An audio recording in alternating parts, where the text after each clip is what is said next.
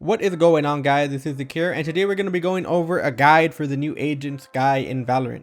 Now, Skye has only been out for a few hours, and I did have trouble using her at first, but once I got into my games and learned how to use her abilities correctly, I learned that she is an extremely strong operator that is most likely going to see a lot of use. So if you haven't unlocked Skye yet, or you just unlocked her and you want to learn how to use her abilities in a very effective manner, then this is the video for you. Alright guys, let's get into it. Now before we get into Skye's abilities, let's get into her playstyle. Now of course Skye is an initiator, so your job is to set up your team for a push. Now a lot of your abilities have a big cooldown after you use them, so they're going to be very hard to use for yourself. Skye is not a selfish operator, and your abilities are going to have to be used to help your teammate get into sight or attack an enemy team. Now her first ability is Guiding Light, and these are the small birds that you can throw out and flash people with. Now driving these birds is a bit difficult because they're not like silver drones. You don't get a first person view of where you're flying. You have to guide it with your crosshair. So the first thing that you have to do when you buy Skye is to go into your practice mode and practice flying those birds around, because they're extremely clunky, and a lot of the time if you're too close to a corner or a wall, they can actually get stuck. After a while, you kind of learn the distance from a door that you have to be in order to make the birds extremely effective and not waste time, because just like Silva's drone, they are on a timer, so you're going to want to make sure that you get the most use out of them. Now these birds are of course supposed to be flashes. They're kind of like breach flashes. They're supposed to go around the corner and set your team up in order to push. Now these flashes can actually be popped in two different ways. One is if your timer runs out. If you're flying the little bird and you run out of time, the bird will pop and create a flashing effect no matter where it is. That being said, you're going to want to make sure that you get the bird to where you want it to be, because if you don't, it's going to run out of time and it's going to flash, and odds are you're going to flash your teammates if you didn't position it correctly. So if you don't use this ability correctly, you can actually be hurting your team in the long run, so you got to make sure that you learn how to drive it. That being said, if you notice that an enemy is close by, or you just wanted to get the bird around the corner without it being shot down, then you can press the E button again and then your drone will pop. Now just keep in mind that if you are expecting somebody around the corner, you're going to want to pop your drone extremely fast, because it only takes about 1 or 2 bullets to get rid of it.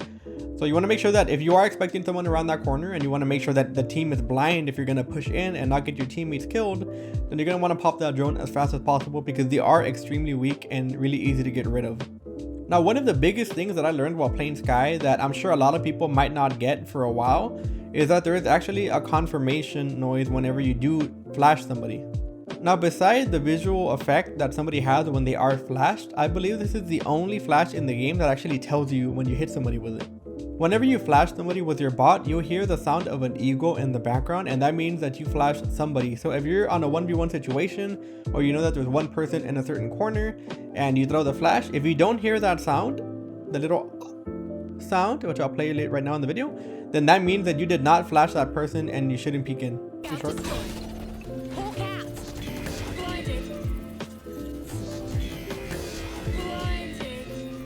Now I'm really glad they added this into the game, because I feel like it'd be really annoying if you didn't know if you flash somebody or not. These flashes are kind of weird and you could miss your mark if you're not looking at it correctly. So I'm glad they put this in the game with it.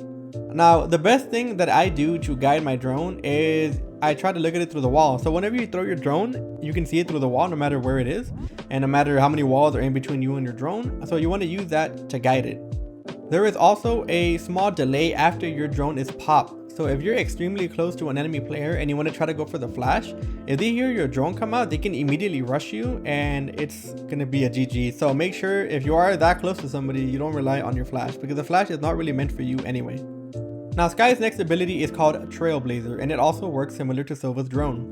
Now Trailblazer, I believe, is one of the best abilities in Valorant, and I'm going to say it straight up because it has so many uses to it, and the advantages that it can have is all up to how creative you are with it. So the way this ability works is that you control a dog, and the dog is set on a timer like Silva's drone, and the dog can actually attack people, and it does a small amount of damage, but it will concuss them, kind of like Breach's little quake thingy. This concussion can now lead your team to be able to attack that person without him having to put up too much of a fight. Now the reason I say that this ability is very powerful is because you can use it for a number of things. My favorite way to use this wolf ability is to throw it into sight, that way my duelist can trade off of it. So instead of my duelist having to risk their life entering sight first, my wolf can go in first, and when somebody kills my wolf, they can then, trade off the kill. Now the wolf does take very little damage before it disappears, but if I do manage to hit somebody with my wolf, then they will be concussed and my duelist can get a free frag. This is an extremely efficient way to get rid of all these coordinates, and I feel like Valorant did this on purpose because a lot of the maps have a lot of coordinates that you have to look for, especially when you're attacking a bomb site. Nothing is more frustrating than having to enter A on bind, for example, and you have to look at the cubby and then the right cubby and then U-haul and then default boxes, and it's just a lot to worry about. So this one ability can clear a lot of sites, and it has a lot of use for the team. Now, just like Sova's drone, you want to make sure that you use this ability from a safe place because you don't want to be standing there controlling a dog and have somebody come up behind you and kill you. So a lot of the times, if you're in a 1v1 or a 1v2, it might not be a good idea to send out your dog because somebody could sneak up behind you and kill you for free. Also, a smart thing that I learned is that if you know where someone is, but they don't know that you know, for example, you know that someone's in a cubby, but they don't know that you found out that they're in there, sending the dog might not be a good idea because a lot of the time the dog will cause people to run, and I've noticed this. And I'm in diamond level right now, diamond immortal, so I've noticed that people run from the dog instead of trying to shoot it. They rather get away from it than, you know, give away their position and have the entire enemy team stack up on them. So if you do want to get a sneaky kill, then the dog is probably not the best way to go. Also, on a different side note, the dog and the bird are extremely effective tools to use on bind through the teleporter, and you can actually use them to help your homies in hookah or find out if they are outside of hookah.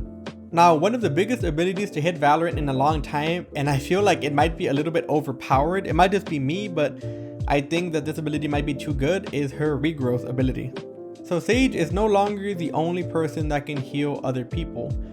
Now Skye is considered the new healer of Valorant, and the healing is actually amazing. That it's so amazing to the point that I don't know why they nerfed Sage so much if they were going to release a character that could heal this much.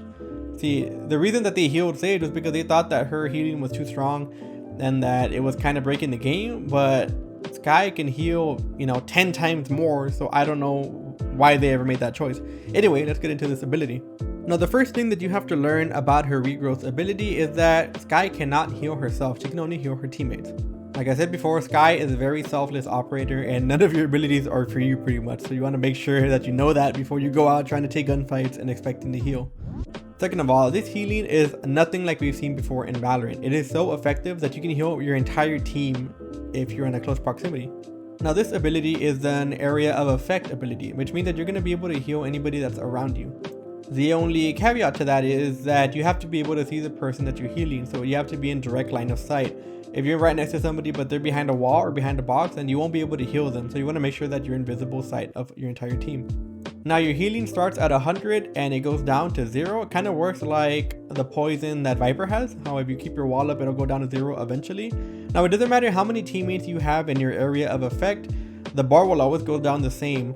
So one big tip that I can give you is that if you have a bunch of teammates that are hurt or are injured, then you want to try and gather them up. That way you can heal them all together, because if you heal them one by one, you're not going to have enough juice to heal them all. This is a big thing that I learned, and I think I actually threw some rounds because I healed 1 or 2 people at a time instead of healing my entire team when we did have the opportunity to do so. Another tip I'm going to give you is that if your teammate just got hurt, you might want to wait a little bit before you set off your healing, because somebody who just got hurt cannot heal right away. So there's going to be a small cooldown before they can actually start taking health points. So like I said before, if you notice that someone just got hurt, wait a second or two before you start your healing, because if not, you're going to be wasting it. Now, the way this ability works is that you buy it once and you'll have that little meter to use the entire round. You can bring out the healing and you can put it away at any point in the match as long as you have more juice in the bar below. So now we're going to move on to Skye's ultimate ability, and it's extremely powerful, especially on attacking sites, and that is Seekers.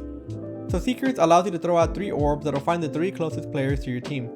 Now, these can be easily destroyed, but they will lead you to the enemy players, so you and your team can stack up on the orbs and pretty much trade them out whenever they get destroyed. And if they do hit, then you're going to get a free kill because they also take a small amount of damage if hit and they become concussed. Now, one of the biggest tips that I want to give you for this ult is to use it when you have team members alive and not when you're alone. I think using ults on like a 1v3 or 1v4 are kind of throwing anyway, but this is probably the biggest team ult in the game, and you're going to need people to help you collect those kills whenever the orbs do find those enemy players. Now, keep in mind that if you are going to be chasing the orbs trying to get the kills of the enemies that it finds, like I said before, it is very easy to destroy the orbs, so it can be extremely easy for someone to destroy it and immediately wait for you to try to peek them. So don't get too overconfident when you're trying to chase for kills, because especially in the higher ranks, a lot of players are not going to have a hard time readjusting their aim right after destroying your ult. Now, one of the biggest ways that I use this ult is to actually decide which bomb to hit. So I'm sure a lot of you have had rounds where you get 2 or 3 kills, but the enemy team gets 2 or 3 kills, and you kind of don't know where the enemy team is. You don't know if they rotated, you don't know if they over rotated. Now this ult is a great way to try to determine where to go with the bomb, or where to go on defense if you don't know exactly where the enemy team is going. This ult will give you a general idea of where everybody is, so if you don't know where everybody is located, you can just throw out your ult, see where all the orbs go, and go in the opposite direction. So this ability is not really for getting kills, but it's extremely useful for getting info, and it's the kind of info that no other ability in the game can get you. So you want to make sure that you use it smartly and you kind of know what you're doing before you throw it out. Now this ability, of course, is better used when you're in close quarters. If you throw them out in the open, then they're going to be a lot easier to kill.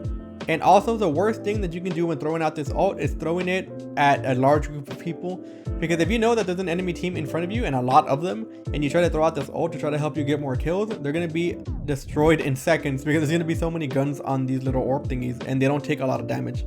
So if you learn one thing from this video about Skye's ult, is to not throw it when there's a large number of enemies in front of you. Anyways guys, this is the Cure, and I hope you enjoyed the guide. Let me know if you want more guides down below. I do want to make more character guides, so I do play a little bit of everybody, but I don't know what you guys think. Let me know if you want that or not. Anyways guys, I hope you all have a great day. Hope you all had a happy Halloween. Make sure to leave a comment, drop a like, and sub if you haven't already, and I will see you all in the next video.